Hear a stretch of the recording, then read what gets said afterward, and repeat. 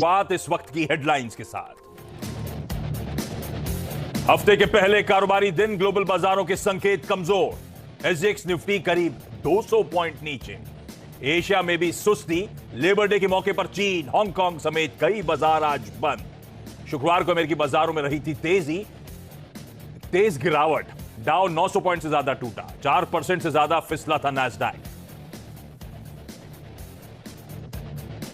अनुमान के आसपास रहे Q4 में विप्रो के नतीजे। 3.1% बढ़ा डॉलर रेवेन्यू।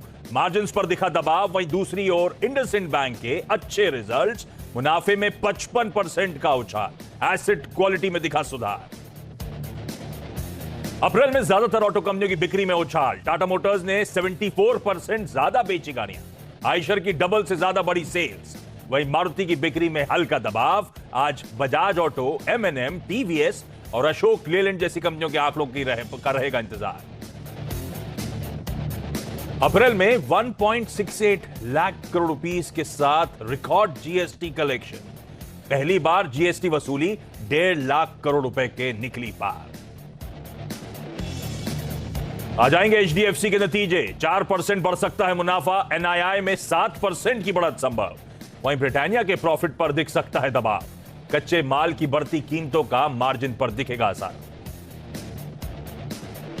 और ईएनबी अवार्ड्स में सीएनबीसी आवाज की धूम। हिंदी में बेस्ट बिजनेस प्रोग्राम और बेस्ट टॉक शो का मिला अवार्ड। वेस्टर्न रीजन में बेस्ट ब्रेकफास्ट कैटेगरी में सीएनबीसी बाजार ने अपने नाम किया गोल्ड। वहीं विक्रम पाठक को बेस्ट एंकर के पुरस्कार से नवाजा गया। चलिए, सोमवार की सुबह नए हफ्ते की शुरुआत होती हुई और एक छोटा ट्रेडिंग वीक। आज आए लौट के, कल वापस छुट्टी पे जा रहे हैं। ईद की कल हम लोग छुट्टी एंजॉय करेंगे। छुट्टी से याद आया, एक छुट्टी वैसे मारी गई। वो कल महाराष्ट्र डे था, संडे का। मंडे होता ये पिछली बार भी एक हुआ था जिसमें डॉक्टर बाबा साहब अम्बेडकर जयंती और वो महावीर जयंती एक ही दिन पड़ गया था। ये साल का फर्स्ट हाफ किसी भी महीने में अच्छा नहीं जा रहा है। छुट्टी भी गड़बड़ा गई है, लेकिन ठीक है। अच्छा, छुट्टी से बात याद आई मुझे।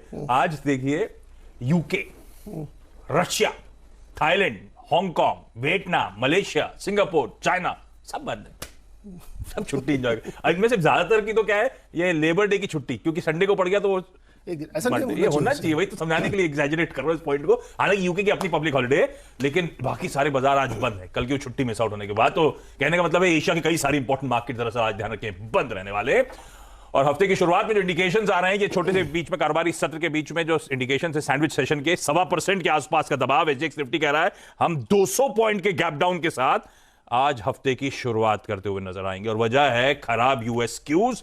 फ्राइडे का यूएस मार्केट्स आप लोग की स्क्रीन पर आएगा। पेनफुल सेशन और खुले थे ठीक ठाक फ्लैटिश नोट पर। सारा स्क्रीन, वो डाउ का इंटरडे दिखा दीजिए। सारी बिकवाली स्क्रीन पर। दिन के लो 950 पॉइंट के आसपास। डाउ कमजोर 3.25 से लेकर 4% तक अक्रॉस बेंचमार्क। 4.25%। नैस्डैक में वो वीकनेस, वो रिजल्ट्स पे शार्प रिएक्शन और नर्वसनेस है भाई। कल से ध्यान रखिए, 2 दिनों की फेड बैठक की शुरुआत होने वाली है। जिस फेड बैठक की कब से हम लोग न जाने चर्चा कर रहे हैं कि क्या होगा। अब सच का सामना करने का समय आ रहा है। परसों देर शाम भारतीय समय अनुसार वो आउटकम आने वाला है और ये सब नर्वसनेस स्क्रीन पे अब प्ले आउट होती हुई। ऐसे में नीरज जी समझेंगे ग्लोबल मूड है कैसा, इस तरह का सेल ऑफ क्यों आया। और इस सेल ऑफ के बाद ध्यान रखिए, आज सुबह के फ्यूचर्स कोई ऐसा नहीं कि बाउंस का इंडिकेशन दे रहे हैं, फ्लैट ट्रेड कर रहे हैं। तो ज्यादातर वो वीकनेस जो आई थी फ्राइडे को, वो हमें डाइजेस्ट करना है इसीलिए। और बाकी सब बंद है तो हमारी ज्यादा पिटाई शायद हो जाए। जो भी हो, दिक्कत भरे सेशन की शुरुआत। बाकी की क्यूज आप लोग की स्क्रीन पर, मैं इसमें नहीं जा रहा हूं। सतपति साहब स्क्रीन पर नजर आए थे आपको। इस हफ्ते वो मदद करेंगे हमारी निफ्टी बैंक पे कुछ स्टॉक स्पेसिफिक स्ट्रेटजीज बनाने में। और हर्षद बताएंगे तमाम इंपॉर्टेंट स्टॉक्स न्यूज। ये क्या हो गया भाई फ्राइडे को इस तरह का सेल ऑफ? वो अमेजॉन के नंबर्स, अमेज़न के नंबर एक ही रीजन था इस तरह पिटाई और भी नहीं। अब अच्छा, वो हम लोग वो रिजल्ट आफ्टर मार्केट रिएक्शन देख रहे थे, वो एक्चुअल सेशन में फ्राइडे आफ्टर मार्केट था। उसके बाद जब अगले दिन ट्रेडिंग हुई तो तगड़ी पिटाई हुई अमेज़न की और एप्पल की भी हुई। एप्पल 4% नीचे गया है। अब इस हफ्ते बैठक शुरू हो रही है तो सब कुछ मिला के लोगों ने अपनी पोजीशन छोड़ी और सबसे ज़्यादा टेक्नोलॉजी शेयर्स की पिटाई हो रही है। स्टॉक ईयर टू डेट 23% नीचे। तो टेक्निकली आप लोग क्या कहते हैं, बेयर मार्केट नहीं, करेक्शन 20% ज्यादा हो गया तो बेयर मार्केट आ गया। तो 23% गिरा हुआ। तो इस तरीके की पिटाई वहाँ पे हुई है, बहुत जोरदार तरीके से गिरावट आई है। तो इसको देख के लगता है कि एक दिन में मतलब इतनी बड़ी गिरावट शायद नहीं दिखी हुई। 2008 के लेवल तक की गिरावट दिखी, एक महीने में इतनी गिरावट हो रही है। सो क्लियर कट मैसेज है कि पैसा बाहर निकल रहा है। इतने चले थे तो प्रॉफिट बुकिंग हो रही है और फेड की बैठक के बाद फिर तय होगा कि इन्फ्लेशन पीक हो रहा है कि नहीं हो रहा है, रेट उतना और बढ़ेगा। इसके अलावा और कुछ कहानी नहीं है। और क्रूड अपना फिर से वापस अपने लेवल पे। क्रूड उछल के वापस 107 108 के आसपास, ठीक है। ये बस होप इन्होंने दे दी कि फेड की बैठक के बाद कुछ नहीं होना। मूड बहुत सॉलिड सेल ऑफ का है भाई साहब। आपके यहाँ भी 3600 करोड़ के बेच ही गए। हाँ, एक दिन की वो फौरी वो सिर्फ एक्सपायरी रिलेटेड रिलीफ थी, क्योंकि उन्होंने अपनी पोजीशनिंग एडजस्ट करी होगी, उसके बाद फिर वो सेल ऑफ कंटिन्यू होता हुआ एफआईएस की तरफ से। फूफा माने नहीं, खैर ये सब मूड माहौल के बीच में हमें आज स्ट्रेट करना है। और सतपुर साहब, बड़ा सवाल तो सब जानना चाहते हैं, ये 200 पॉइंट के गैप डाउन के बाद क्या? Good morning Ashish ji, good morning Neeraj ji, good morning everyone. Ashish ji देखिए, निफ्टी बहुत ही छोटे से दायरे में फंसा हुआ है। ये जो दायरा है, अगर आप चार्ट दिखा सके तो आप चार्ट पे दिखाइए, वहां पे जो दायरा दिखता है पिछले 10 दिनों में निफ्टी 17,200 का एक मीडियन है, और 17,200 के ऊपर 17,400 और नीचे 16,800।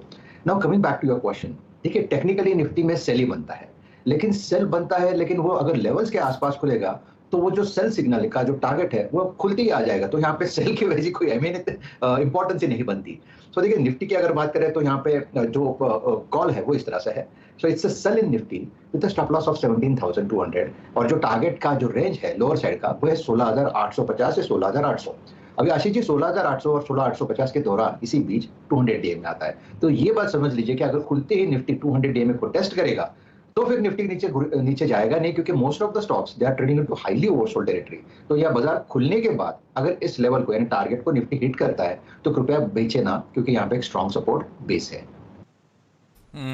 तो भाई मैसिव गैप डाउन के बाद ये है स्ट्रैटेजी आप लोग की स्क्रीन पर।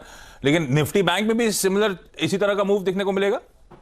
देखिए, मोस्टली अगर आप देखें निफ्टी बैंक, तो अगर आप बैंक निफ्टी में चार्ट देखें तो बैंक निफ्टी में हो क्या रहा है, ये 37,700 37,800 के आसपास का डिस्ट्रीब्यूशन है। एट द सेम टाइम अगर आप लोअर लेवल पे देखें तो यहाँ पे एक गैप था, और ये गैप के बाद अगर थोड़ा सा और लोअर लेवल पे देखें तो यहाँ पे कन्फ्लुएंस ऑफ मूविंग एवरेजेस का सपोर्ट बनता है, जो करीबन 36,400 के आसपास आता है। तो आप ये भी समझे कि अगर बैंक निफ्टी पे भी किसी ने सेल किया है फ्राइडे, तो ये 36,400 36,500 का जो क्लस्टर है, इसके आसपास अगर बैंक निफ्टी खुलता है तो वहां पे ये तो सपोर्ट पे खुलेगा। तो जो सेल था उसका टारगेट ही खुलते ही आता है, तो यहाँ पे ये न्यूट्रल हो जाता है। तो देखिए, बैंक निफ्टी में भी जो कॉल है ये इस तरह से है, it's a sell in bank Nifty with stop loss of 36,200, और जो टारगेट है वो है करीबन 33,600 से लेकर 35,400। तो ये खुलती ही अगर टारगेट लेता है निफ्टी और बैंक निफ्टी, तो दोनों न्यूट्रल हो जाएंगे, बाजार साइडवेज हो जाएगा, और स्टॉक स्पेसिफिक रिलीफ रैलीज जो हम रोज देखते हैं, रिलीफ रैली आती है उसमें सेलिंग भी होता है, कहीं पे बाइंग भी होता है। तो आपका स्टॉक स्पेसिफिक मार्केट में आप पूरा जो मार्केट है it will change into a stock specific market. तो निफ्टी और बैंक निफ्टी में टेक्निकली इट्स अ सेल, लेकिन टारगेट्स पे खुलते हैं तो न्यूट्रल हो जाएगा। हर्षदा, आज के तमाम इंपॉर्टेंट स्टॉक से न्यूज नंबर्स पर पहले रिएक्ट करेंगे आशीष। इंडसइंड बैंक के नतीजे आए हैं। ब्याज से आय में करीब 12.5% से ज्यादा का इजाफा देखने को मिला है। 3,985 करोड़ का आंकड़ा, लगभग 100 करोड़ का बीट है यहाँ पर। साथ ही प्रॉफिटेबिलिटी देखिए 55% बढ़ी है, 1,361 करोड़ का आंकड़ा नजर आया है। ग्रॉस एनपीए में थोड़ा सा सुधार है, 2.27% के आसपास का यह आंकड़ा। नेट एनपीए आधे % की तरफ स्लिप कर रहा है, 0.64%, वो भी पॉजिटिव है। डिपॉजिट्स में सालाना आधार पर 14% तक का इजाफा, एडवांसेस करीब 12%, 12.5% सालाना आधार पर बढ़े हैं। कासा रेशियो अब पिछले 10 क्वार्टर में सबसे हाईएस्ट है। बैंक ने दरअसल FY23 के लिए गाइडेंस और कमेंट्री भी दी है। ये कह रहे लोन ग्रोथ कम से कम 15 से 18% अचीव करेंगे, और रिटेल लायबिलिटीज अगले 3 साल के पीरियड में 15 to 18% CAGR दिखाती हुई नजर आएंगी। नेट इंटरेस्ट मार्जिन्स 4% के ऊपर रहने का भरोसा बैंक ने जताया है। दूसरी तरफ विप्रो के नंबर्स आए, और विप्रो के नंबर्स में अगर आप ध्यान दें, डॉलर रेवेन्यू इन लाइन है। 3.2% की ग्रोथ का अनुमान था, 3.1% पर आंकड़ा आया है। $2,721 मिलियन तक का यहां पर कंपनी ने डॉलर रेवेन्यू पोस्ट किया। कांस्टेंट करेंसी बेसिस पर 3.1% तक की डिलीवरी है वर्सेस 3.6% की एक्सपेक्टेशन। और साथ ही यहां पर जो कंपनी ने गाइडेंस दिया है, ये 1 to 3% तक की ग्रोथ की गाइडेंस कंपनी सामने रख रही है। Q1 के लिए याद रखिएगा ये गाइडेंस है 2,748 से 2,803 मिलियन डॉलर के बीच में। मार्जिन्स हालांकि इस कंपनी के थोड़े से ट्रिम होते हुए दिखाई दिए हैं, लगभग 60 बेसिस पॉइंट की गिरावट देखने को मिली है पिछले क्वार्टर की तुलना में। 16.74% के आसपास के मार्जिन्स, अनुमान 17% के मार्जिन्स का था। तो एक मिक्स्ड बैग है। और यहां पर एक और चीज है कि जो डील विंस बाकी कंपनियों के लिए काफी स्ट्रांग थी, इस क्वार्टर में इतनी स्ट्रांग डील विन विप्रो ने पोस्ट नहीं की है। कुछ एक्विजिशंस आगे डिलीवर करेंगे, ये ऑफ कोर्स मैनेजमेंट की ओर से कमेंट्री आई है। टाटा केमिकल्स भी रेडार पर, प्रॉफिटेबिलिटी में इजाफा, 438 करोड़ के आसपास का प्रॉफिट कंपनी ने दिखाया है। 32% बढ़ा है कंपनी का रेवेन्यू। EBITDA लेवल में भी हम देख रहे हैं 650 करोड़ के ऊपर का आंकड़ा, और मार्जिन्स 18.8% पर है, 10% से बढ़कर दरअसल 18% पर आए हैं। तो बहुत ही स्ट्रॉन्ग क्वार्टर रहा है कंपनी के लिए। अब आते हैं कुछ ऑटो बिक्री के आंकड़ों पर।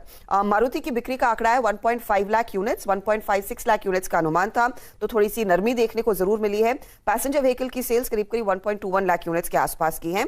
एक्सपोर्ट्स में इस क्वार्टर में इजाफा देखने को मिला है। इलेक्ट्रॉनिक कंपोनेंट्स की शॉर्टेज के चलते कुछ प्रोडक्शन मिस हुआ है। टाटा मोटर्स यहां पर 72,468 यूनिट्स इन्होंने बेची, 70,700 यूनिट्स का अनुमान था, तो बेहतर है। टोटल सेल्स गौर करिएगा 74% बढ़ी है। डोमेस्टिक सेल्स में 82% तक की ग्रोथ है और सीवी सेल्स में लगभग 87% तक की ग्रोथ दर्ज हुई है। इसके अलावा हीरो के भी नंबर्स आज सुबह में आए हैं, तो उस पर भी आप ध्यान देंगे। इधर भी अगर आप गौर करें तो हीरो में हम नोटिस कर रहे हैं कि 4.19 लाख यूनिट्स कंपनी ने बेची है। 4.5 लाख यूनिट की बिक्री का अनुमान था, करीब करीब 12% बढ़ी है ईयर ऑन ईयर अगर आप कंपेयर करते हैं। मोटरसाइकिल बिक्री में करीब 16% तक का इजाफा दर्ज हुआ है।